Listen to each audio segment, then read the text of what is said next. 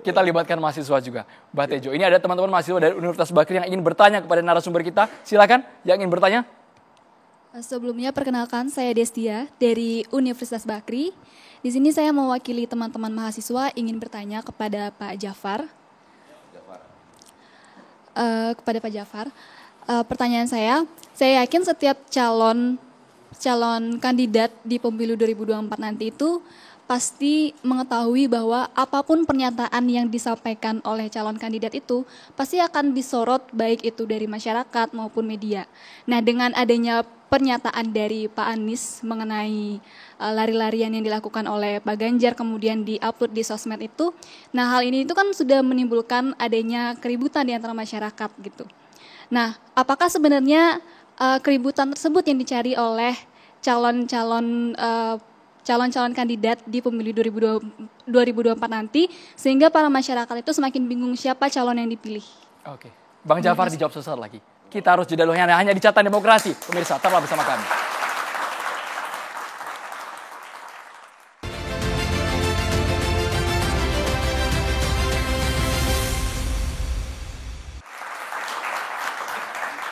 Kita langsung ke Bang Jafar tadi menanggapi pertanyaan dari mahasiswa, apakah betul itu yang diinginkan? Keriuhan ketika saling sindir, yang satunya hobi lari pagi, diupload di media sosial, yang satunya tidak. Begini, yang pertama kita harus sadar bahwa demokrasi ini harus riuh. Kalau diam-diam saja bukan demokrasi. Demokrasi itu harus riuh oleh gagasan, oleh pemikiran-pemikiran orang yang terlibat di dalamnya. Kenapa? Karena politik itu adalah urusan publik.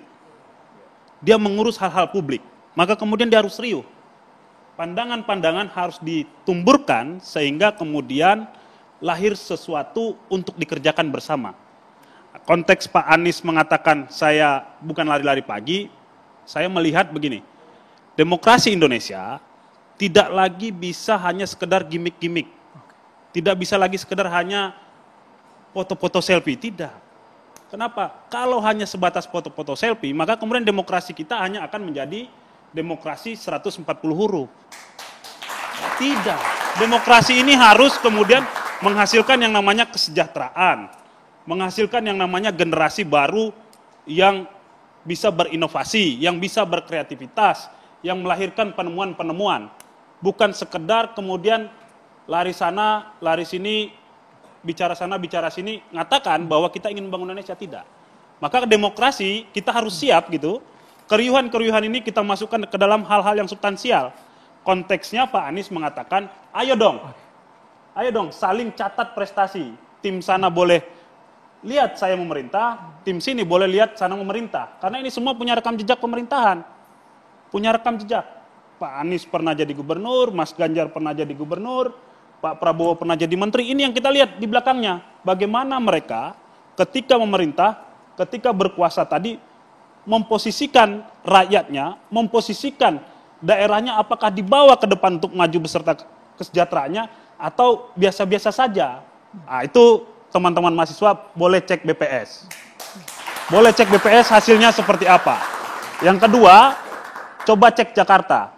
Beberapa tahun yang lalu orang bilang Jakarta ini kita butuh ruang untuk jalan kaki biar sehat. Pada masa Mas Anies, lihat pedestriannya enak untuk jalan kaki. Dulu Mas Anies bilang saya akan umpamanya karena Bang Effendi pakai baju Argentina akan bangun stadion bertaraf internasional. Jadi umpamanya kan. Yang itu jangan jadi umpamanya. bukan jadi tapi jangan jangan dibahas malam ini. Okay. Itu banyak masalahnya, lewat dulu. Tema tersendiri ya, Iya. Bang Egy ya. Maka kemudian generasi-generasi muda, generasi Z harus mencatat itu. Sehingga tidak kemudian menjadi gimmick-gimmick saja. Demokrasi kita nggak boleh sampai di sana. Demokrasi kita harus menghasilkan kesejahteraan itu dan kualitas pemikiran-pemikiran kita ke depan. Kira-kira begitu. Baik, Bang Ansy, demokrasi bukan sekedar gimmick semata, Bang Ansy. Iya, kalau bilang gimmick, saya ambil satu contoh ya. Soal tingkat kemiskinan di Jawa Tengah.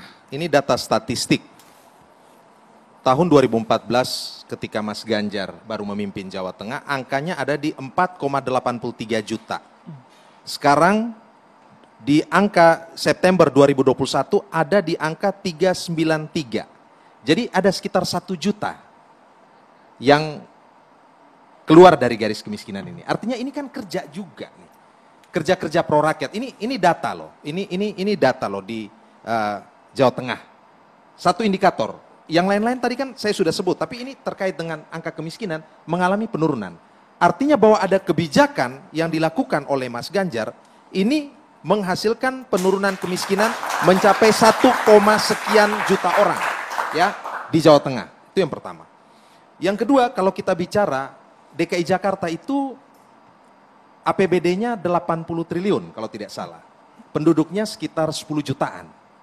Jawa Tengah itu APBD-nya sekitar hanya 23 triliun.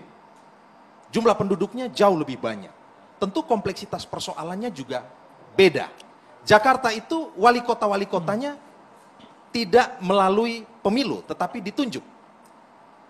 Jadi mengkoordinasikan itu tentu juga berbeda dengan Jawa Tengah ataupun provinsi-provinsi yang lain. Jadi masyarakat juga harus dilihat ada konteks-konteks yang memang variatif seperti ini. Nah, yang kedua terkait dengan survei. Kalau ditanya tadi Bang Effendi bicara soal survei Kompas dan lain-lain. Terus terang, kami PDI Perjuangan itu memberi apresiasi saja terhadap survei. Sejauh itu dilakukan dengan metodologi yang benar. Karena bagi kami, dalam politik modern ini, politik itu hari ini bisa dihitung. Popularitas, akseptabilitas, elektabilitas, approval rating, kan begitu. Sejauh dilakukan secara metodologinya benar dan berintegritas, kan begitu. Jadi kalau ada yang nuduh survei kalau pesanan hari ini keliru itu misalnya Bang ya. PDI atau Mas Ganjar ada di titik tertentu, kami syukuri saja. Kalau misalnya hari ini berada di papan yang belum atas, ini peringatan buat kami. Kalian harus kerja lebih benar. Kalau sudah di atas, peringatan juga buat kami. Jangan takabur. Karena survei ini dinamis begitu. Jadi ya kami menggunakan ini secara rasional saja. Nah saya kira terkait dengan survei terhadap, kritik terhadap presiden, menurut saya dalam alam demokrasi sah-sah saja. Tentu kritiknya itu harus berbasiskan kinerja dan data yang valid dan juga akurat. Kalau bicara politik ini kan sederhananya dua saja, Bang Effendi. How to get power, how to use power. Kita ingin how to get power, mendapatkan kekuasaan ini, di sana ada logikanya jalan, penalarannya jalan, ada etiknya juga jalan, kan begitu.